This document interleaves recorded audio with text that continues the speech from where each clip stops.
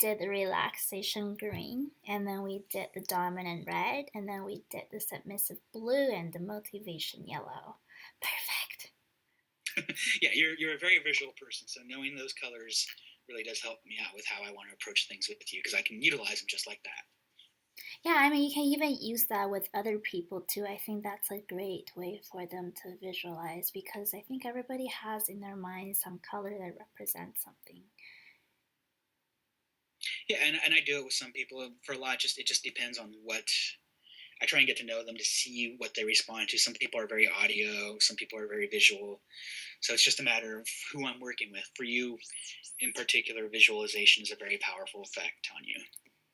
Yeah, I am visual. Well, I'm audio too. No? The audio is a little harder to get without talking to you a lot and having you describe things, because that's one of the key things that we actually look for is like when somebody is describing something, what do they describe? Do they describe the sound of the place? Do they describe how it looks? Because that's usually a pretty quick indicator of what part, if the first thing they describe is looks, or if the first thing they describe Oh, I just lost you there. What?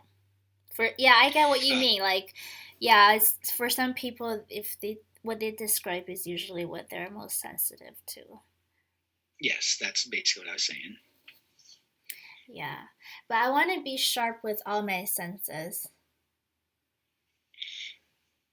That's why I meditate. I want to be sharp with audio too. Mm-hmm. Well, and I think this really still helps with the audio because for a while there, you're only focusing on an auditory sensation, which is the voice. And even though you're visualizing with it, the visualization doesn't happen without the auditory focus. You know what else we can do next time? We can separate all the senses. So focus on the visual and then focus on the hearing and then the smelling and then the taste and like the touch or the feeling, the third eye or something cool like that. Just separate all the senses and sharpen it like meditation. Yeah, because as long as you can see me, then I can use this as your visual focus and not even have to say much. Yeah. Very pretty, isn't it, Agnes? I love it. I can just focus on that and not think about anything. See, I got my new toy, so. I like your toys. Well, kitties like toys to play with, right?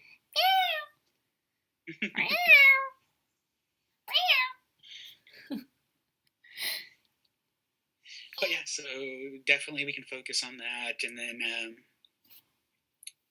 the rest will have to have some kind of auditory focus. But we'll start enhancing your touch, I think, is one of the things we'll start working on next. My touch? Mm-hmm. Yeah. How are you going to do that?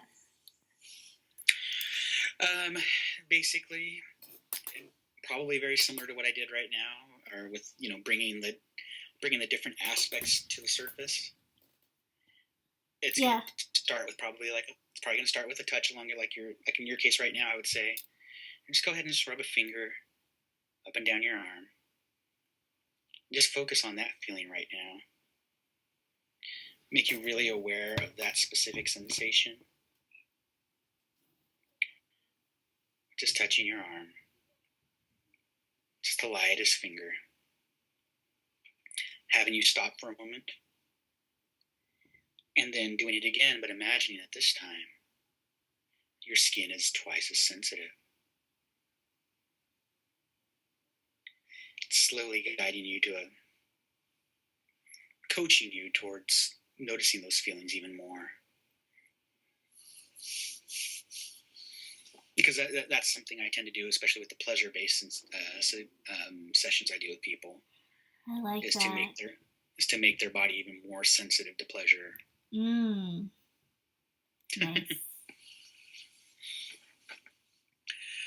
So yeah, definitely. Not sure how much of this you'll keep for the video. Are you planning on posting all of this, or? Well, I've been getting a lot of requests say they like the longer videos. Okay. Yeah, I'm I not got no sure why. problem. Why do people all like the long videos? Because I think that most of them tend to be like very, very short, with like 10 to 15 minutes, and it's usually just a couple things. Not many of them ever really get to do like a session like this or see what a session like this is like. So they can kind of see how one, this is how I usually do mine. When I work one on one with somebody, they're not always YouTube appropriate, but the structure but the structure is very, very similar. I start, this is the way I start. This is what I do. There's always the pre-talk. There's the induction, the deepening. We play from there, and then like right there, we kind of talked about what we wanted to do. But when something came up mid-session that I thought would work really well, I kind of transitioned to that instead and cut out one of the steps we were talking about doing, which was the triggers to see if I can make you actually, do things when you're triggered. Yeah. So it's not YouTube appropriate, huh? But then they're not taking their clothes off, right? Are they? They are? Okay. No, no comment. No comment? Oh. Wow. I I do what the person wants, and usually the people that come to for like a master or a control type session find it very exciting to be hypnotized and controlled and want to be pushed that way.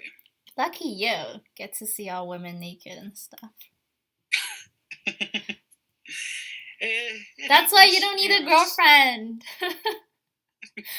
This is why I'm saying, because I get so much of this, and then what happens if I get a girlfriend? I have to give this up. Yeah, I don't think you want to do that because I mean it's pretty hot to you. Yeah, so I have to find one that's into this. You have to what? Oh, someone who's into that? Yeah. See if I can make that work. Because if it doesn't, then what happens to all the poor people I used to work with that can't get their fix anymore? Yeah, well, if you have a girlfriend, are you still gonna give other people hypnosis? It will depend. I hope. Well, I would still always do. Because honestly, I don't actually do the erotic sessions as much as people probably think. Yeah, but then okay, to you, it's a sexual turn on, but to let's say professional or medical hypnotists, they probably look at it as a job, or do they? I wonder. There are a few that mix the business with pleasure. But yeah, basically, like if somebody contacts me because they want help with confidence or they're shy or something like that, I'm usually a lot more open to working with somebody that way than I am to just if somebody just out of the blue says, I want an erotic session. Because then I want a little bit, because with those people, I want to try and screen them a little bit more. First of all, see if it's a good match and make sure they're not going to flip out on me, anything like that. Why would they flip out on you? No, I run into a lot of people that don't really know what they want. So I'm just like, okay, well, this is what I do. So what would you like to experience? And there's like, whatever you want. And I'm just like, okay, whatever I want. I need a little bit of guidance because I don't really know you. I don't really know what you want. When you say whatever I want, that's a very, very big field. What if I like a little bit of guidance because I want to know. There's supposed to be boundaries. And I guess in the BDSM thing, it'd be you got your safe. Yeah, you can't just tell them to take off their clothes and touch themselves. I don't do that with anyone unless it's something that they've expressed interest in, or those are the types of videos that they're contacting me about, and I'll still discuss it with them ahead of time. It's just like, okay, you commented on this video a lot. Is that the type of session you want? Okay, good. Give me some direction. But if I will not work with somebody that does not at least give me a little bit of direction as to what they want, because for the last thing I want in the world is to push somebody too far, because then I feel like scum. Then you feel like scum, yeah. Even if I wasn't given any type of direction as to what to do. Aw. What? You're not a scum. Well, it's people are giving me access to a very important part of themselves, their mind, and I want to be responsible with it. And I want to make sure that whatever I do, we both enjoy it equally. Me and you have something in common is that we both find the mind is a turn on. Turn on, and just so fascinating. I took psychology in college. Oh. Uh, that's part of my background. And then it's always like, even like with my friends, it was just always fun watching the group dynamics, and I could always tell. It's just like, Yeah, I know those two what's are on gonna your be hooking mind, up. right? Yeah, those two are gonna be hooking up by the end of the night. This guy's ready to leave. I just watching them without even talking to them, I could tell exactly what was going on in each of their Yeah, heads. people are very easy to read, especially if you try. Yeah, Yeah. You know what I love to do? I love like okay, I don't know, it's kind of creepy. I usually don't say that to people. Like I don't do that all the time, but sometimes I like to get into people's head when I'm talking to someone. Like I just go into their head. I just like I feel what they're thinking about. Do you ever do that? feel what they're thinking about. I can usually tell when somebody is feeling down, or you know and usually in those situations I'll reach out and try and bring them up a little bit, even if it's just a stupid joke or something. um, as far as like trying to get in their mind, I play a lot of poker, so a lot of it is reading your opponent, and they're trying to convince you that what they're doing is, it's all, I know you think I'm going to do this, that's why I'm doing this. Well, I know I'm doing this. Mm-hmm.